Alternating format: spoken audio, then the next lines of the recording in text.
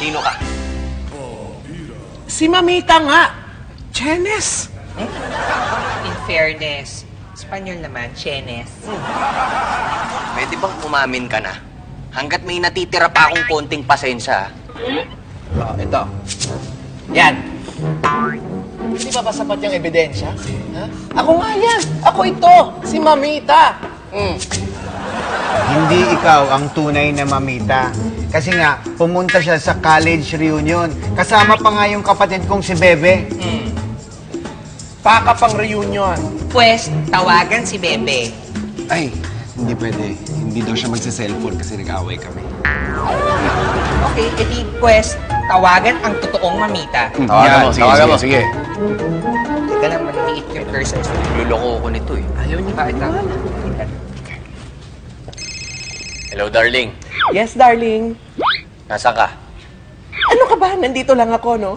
Hello! Hindi sa'yo yan. Kay Mamita to. Baka naiwan niya. Sige, magkastila ka. Yung maraming kastila. Kasi yung kanina parang tsamba lang eh. Yan, sige. Naman! Estoy Mamita. Soy hermosa. Y encantadora. Mamacita. Uwawu. Donde está Santa teka. Claus? Sandali nga. Tigilan na nga natin itong kalokohan to. Makakaalis ka na. Ngayon na.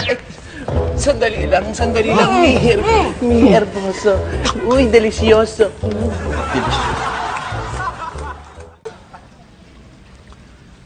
Siguro naman, pwede ka na magkwento. Magtapat. Kung bakit naisipan mong magpanggap na asawa ko. Sa airport kami kaninang umaga nagkakilala. Papunta ng Boracay. Delayed kasi yung flight eh. Tapos, ang tagal naming nagkwentuhan.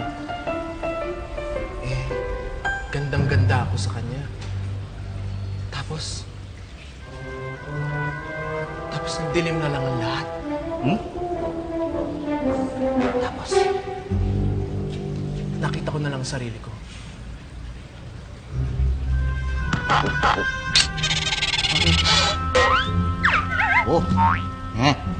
Na nagme-makeup.